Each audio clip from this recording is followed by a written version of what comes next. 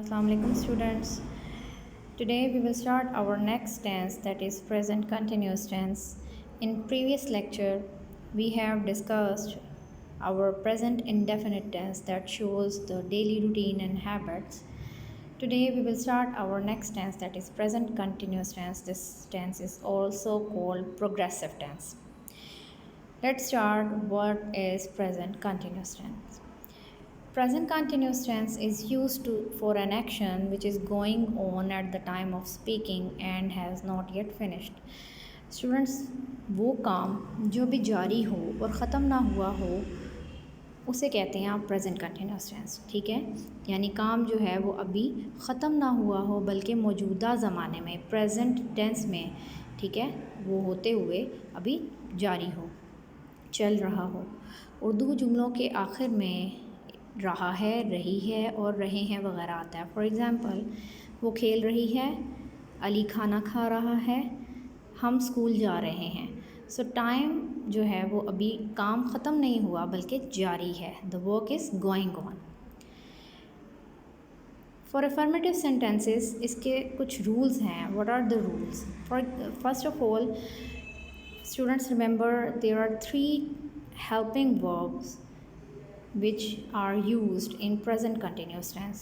वो क्या हैं? is am are. ठीक है, is am are the helping verbs which are used in this tense. And remember that we use am with the pronoun I. जहाँ sentence में I होगा हम उसके साथ am लगाते हैं. With plural and we, you, they we put are. are helping verb जो है वो प्लूरल के साथ और यू, वी और दे के साथ यूज़ करते हैं. और सिंगुलर जो हेल्पिंग वर्ब इज़ है, we use it with he, she, it और any singular noun. And remember student, क्योंकि इसमें जारी रहना पाया जाता है, काम का जारी रहना पाया जाता है, कंटिन्यूटी होती है, तो we use ing form with first form of verb. In previous lecture I have already told you that in present tenses we use first form of verb. ठीक है, तो ing के साथ भी हमेशा हम first form of verb use करेंगे. Okay students, तो ing वाली फॉर्म जो है वो फर्स्ट फॉर्म ऑफ वर्ब के साथ लगाएंगे. फॉर एग्ज़ाम्पल, अगर ईट इज़ द फर्स्ट फॉर्म तो हम इसे ईटिंग बनाएंगे ing लगा के और उसके साथ हेल्पिंग वर्ब यूज़ करेंगे इज़ एम आर में से कोई एक. अफर्मेटिव सेंटेंसेस के लिए फॉर्मेशन क्या होगी? सब्जेक्ट. सब्जेक्ट मीन्स के जो डूअर ऑफ एन एक्शन है वो आई, वी, यू, दे अगर सेंटेंस में हो तो उसके साथ आप क्या करेंगे कि अगर इज़ होगा, अगर आई होगा तो हम उसके साथ एम लगाएंगे. अगर कोई प्लूरल वर्ब होंगे इसके साथ, जैसे सब्जेक्ट जो है वो प्लूरल हो, वी, यू और दे हो, उसके साथ हम एम लगाएंगे. तो फॉर्मेशन क्या होगी? Subject then helping verb be. ठीक है, बी की ये फॉर्म्स होती हैं is am are. Is am are then I N G और फर्स्ट फॉर्म ऑफ वर्ब, ठीक है, और then object. For example, I am taking tea. ठीक है, क्योंकि यहाँ एम है, आई है, इसीलिए उसके साथ एम लगेगा. या फिर अगर सब्जेक्ट जो है वो ही, शी, इट हो तो फिर आप उसके साथ इज़ लगाएंगे, जैसे कि ही इज़ टेकिंग टी.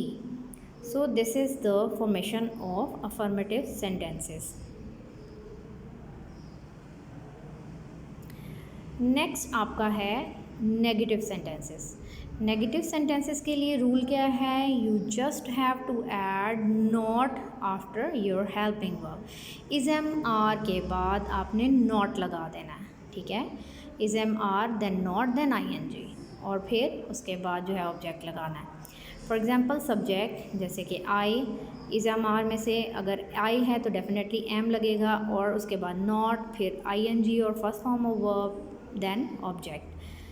तो ये बन जाएगा I am not taking tea. Simple आपने क्या करना है? नॉट लगा देना है जी. Now interrogative sentences. Interrogative sentences में we use is am are जो हेल्पिंग वर्ब होते हैं that comes in the beginning of the sentence. ये बिगनिंग ऑफ द सेंटेंस के यानी सब्जेक्ट से पहले आप इज़ एम आर लगा देंगे. ठीक है, देन वी यूज़ सब्जेक्ट और उसके बाद आई एन जी वाली फॉर्म, यानी हम जो है फोर्थ फॉर्म ऑफ वर्ब भी इसे बोलते हैं. फर्स्ट फॉर्म के साथ जब आप आई एन जी लगाते हैं, ठीक है, वो लगाना है. और after that at the end of the sentence don't forget to mark question here, ठीक है। क्वेश्चन मार्क जो है वो आपने at the end of the sentence apply ज़रूर करना है। इज एम आर यानी helping verb beginning of the sentence आ जाएंगे, then subject, then ING form of verb and then object, और लास्ट पे आपका क्वेश्चन मार्क। तो is he taking tea and then question mark, ठीक है। तो ये वाला आपका जो है ये कंटिन्यूस की जितनी भी आपकी मतलब अफर्मेटिव, नेगेटिव और इंट्रोगेटिव सेंटेंसेस है उनकी ये फॉर्मेशन इस तरह से होगी।